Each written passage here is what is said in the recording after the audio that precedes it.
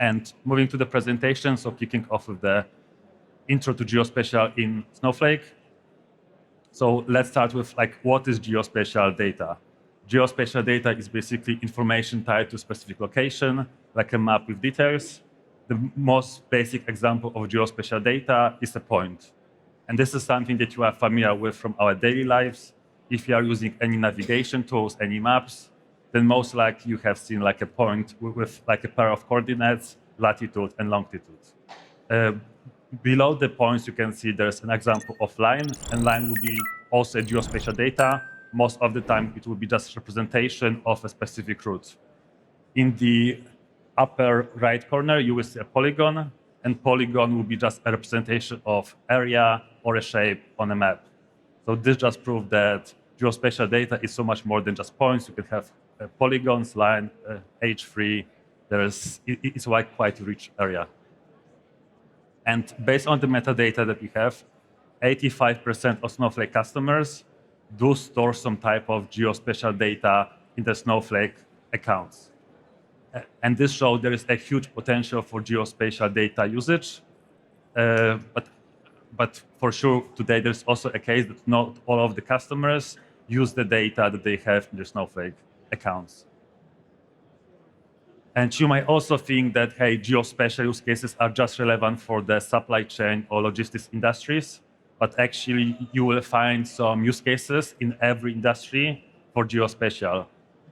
If you are representing the healthcare industry, you might be interested in what specific areas is there a demand for healthcare services.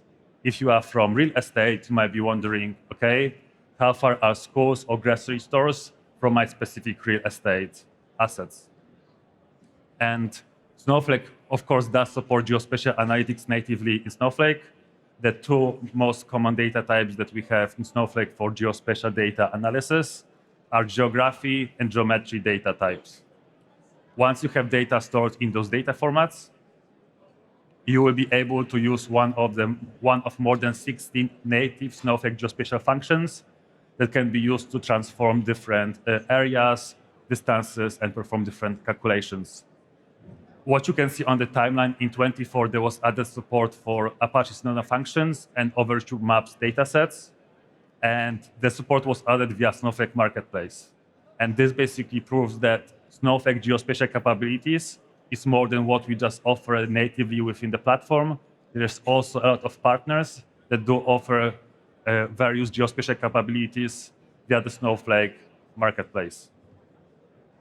Last year, so in 25, we have added the support for both geotypes in Iceberg, and it means that now customers can leverage the geospatial functions, geospatial data types, natively with the Iceberg table format. Also, what we have added last year is the routing service inside of SPCS. And this was actually a huge differentiator because with routing service inside of Snowpark Container Services, customers can add much more complex use cases that do require some kind of routing service. Okay, if I go next. Okay, and this year, so 26, we have added the Snowflake accelerator. And this is probably like the key point of the stock Snowflake accelerator. The idea behind it is that we, as Snowflake, we provide some template solutions that customers can use to easily productionize solutions that address specific use cases in the Snowflake customer account. So traditionally, Snowflake would just provide maybe some demos, some quick starts. But the idea behind Snowflake Accelerator is that this will be something that is more close to a real production solution. And we also have really built that year thanks to Cortex Code. So Cortex Code helped us a lot to actually build the accelerators, and they are also actually great for customizing the solution. So you could potentially just take the Snowflake Accelerator, customize it with the Cortex Code in your Snowflake environment, and then have it deployed in your customer account. And to make it more tangible, one of the examples of the Snowflake accelerators that we have built is a fleet intelligence solution.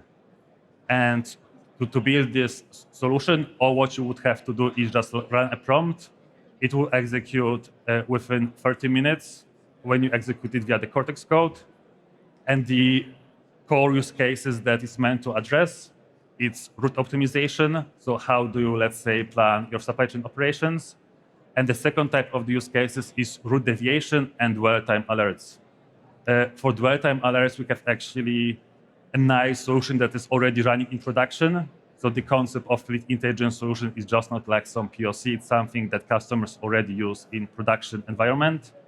And I think on Wednesday, there will be a session by San Diego Airport, so by the customers, that will showcase how they have leveraged the solution to optimize plane operations on their in San Diego. And I would like to go in more detail about the architecture, but just to be conscious of the time, we cover more this during the Heads Lab session. And for now, I will hand over to Becky for the demo. Oops. And I think it's one of the coolest demos I have seen in Snowflake.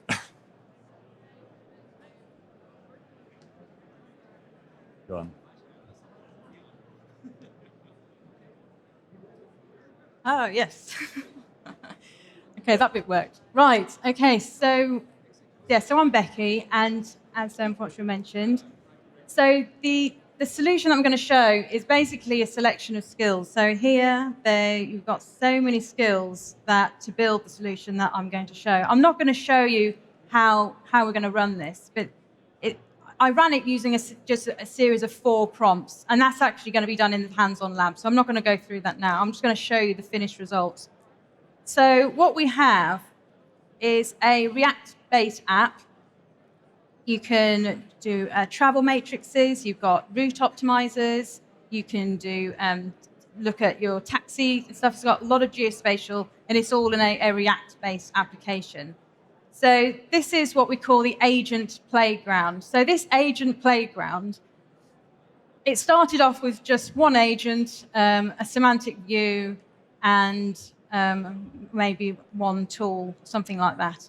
Now I've got 14 different tools because with Cortex Code, I got a lot more creativity, created more and more things, and it's almost become, it's an agent got legs on steroids playground, basically. So let's have a look, and let's start with the first one. So I'm having a look at farmer supply chain, and I've got a question. So I've got some sample questions here. Show me the population health profile within a 10-minute drive of Walgreens, Castro Street, within San Francisco.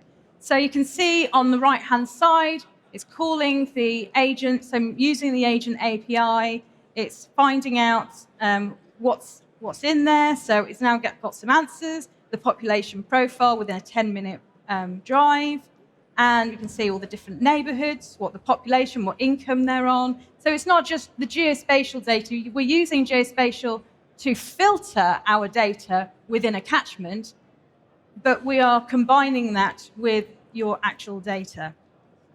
So we can see what the top population is, and as you can see, the agent is actually created a map for us as well. So here's the catchment, and these are all of our pharmacies within catchment. So we might want to have a look at some drug demand. So based on the catchment analysis, what drugs would the pharmacy need the most? So consider diabetes, hypertension, and cardiovascular and respiratory diseases. So it's going to give me some information. The agent's doing that. So again, it's using some semantic views built in. It's using the agent built in to give me some information. And it might also give us some recommendations as well. Right, that's the drug demand. And then it's going to give me a bar chart here based on, because it's not a map-related answer, it's actually going to give me a bar chart. Let's have a look at directions. So again, we're actually using the Open Route service built into the background. And this is actually inside a container service. And again, I'm going to elaborate. All of this is actually in Snowflake. I'm done no building outside of Snowflake. The images is in a container. It's a React app. And the agent is using the Snowflake agent API. And now we've got another map. So did I tell you I like maps? So here we have some directions of how to get to a particular patient. Let's have a look at cycling access. So show me a 5-minute cycling isochrone. So isochrone is basically a shape which gives you all the places you can get to within a certain radius. So this is in a 5-minute cycling time. So it's going to give us the information. This is the isochrone details of what we're looking at. There's some implications for car-free patients, so it's building it based on that. And now we've got our isochrone on the map. That gives you the answers. Finally, let's have a look at a supply chain plan. So here we're going to plan the full pharmaceutical supply chain delivery from a depot to all of the San Francisco pharmacies using 3 specialist vehicles. So there's a route optimizer built into it as well. So you can see the vehicles that it needs and looking at the different route metrics. And we can have a look at the operational priorities. And then there we go. We've got another map. So we have all of the different pharmacies and it optimized that route for those 3 different vehicles. So that's looking at vehicles. Let's have a look at another way of looking at geospatial using an agent. And let's have a look at plant intelligence. So these are different plants, and I can go into one. So this is manufacturing plants for different drugs, for instance. I can go to a manufacturing plant. I can drill into a hall. All of this is data. This is all polygons built in, so it's all geospatial. You can see these kind of moving dots going around. That's actually real. This is real data. These are robots within the plant. And then you can start asking questions about the area. So I've selected that particular refactor hall, and I want to analyze the zone. I want to explain if there's any issues, suggest and investigate the next using some available tools. So it's now going to give me some analysis. So it's not just me asking questions in the chat and then it displaying a visualization. I can use the visualization to guide the agent by clicking on different areas. So now we can see some analysis based on what I've actually clicked on within that the map, which is a map of a manufacturing plant. And what if I wanted to build another plant? So I can go into create a new conversation, and I might say, well, actually, I want to create a new plant. So I'm going to create, this is my sense of humor, create a new plant in San Francisco that makes Snowflake branded ice cream with robot taste testers that use AI and to rate the flavor combinations. So let's have a look and see what it can do there. So it's going to, this is actually calling a custom agent. So if you think about all the flexibility you have within Snowflake, so you can create all this like store procedures and things, everything in the background, all that data, that's all there. That's just all standard functionality, basically. And I'm making use of that with AI to actually create stuff for me. So I've now created, the AI agent has created a new plant called Snowflake Scoops, San Francisco. And got the location, the specialization, the capacity, what this live status and the descriptions are. It's also synthesized some data. So if you're thinking about things like digital twins, for instance, this kind of functionality would be really, really useful. And then I've also got my plant intelligent area here where I can click on my new plant. So I've just created a brand new plant for San Francisco. I can see my buildings. You can have a look at the sensors, the timeline, what robots I've got. I can go into one of these and I can see what the status, have them moving around or not. And yeah, so again, as I said, all of it's created in Snowflake. These aren't just pretty pictures. I'm actually visualizing the data. I'm using the visualization tool not only to visualize the output, I'm actually using it to derive the agent as well. So lots of flexibility that you can do in there.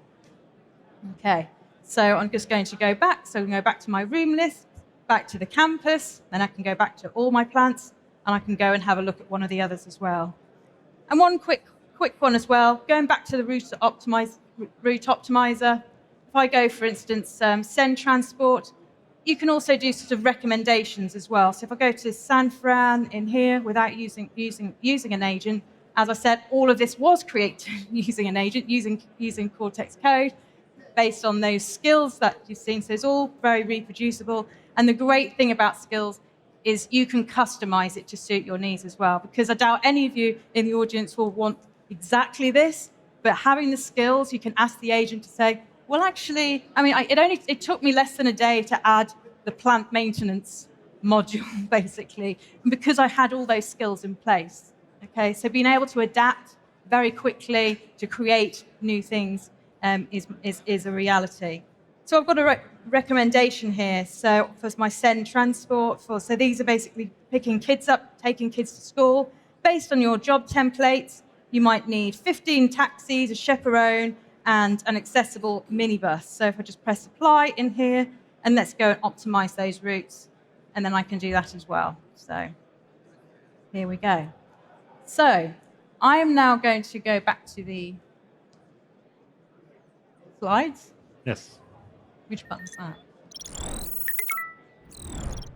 Hit that. Yeah. Thanks a lot. Yes, that's the slides. Yeah. Thanks a lot of Becky. So the idea of the solution that was just showed is that you will be able to easily reuse it in your own customer environment. Today at 6:30, we'll be doing the hands-on lab. If you want to learn how to deploy it hands-on, feel free to join us. Thanks so much, everyone, and see you next time. See you.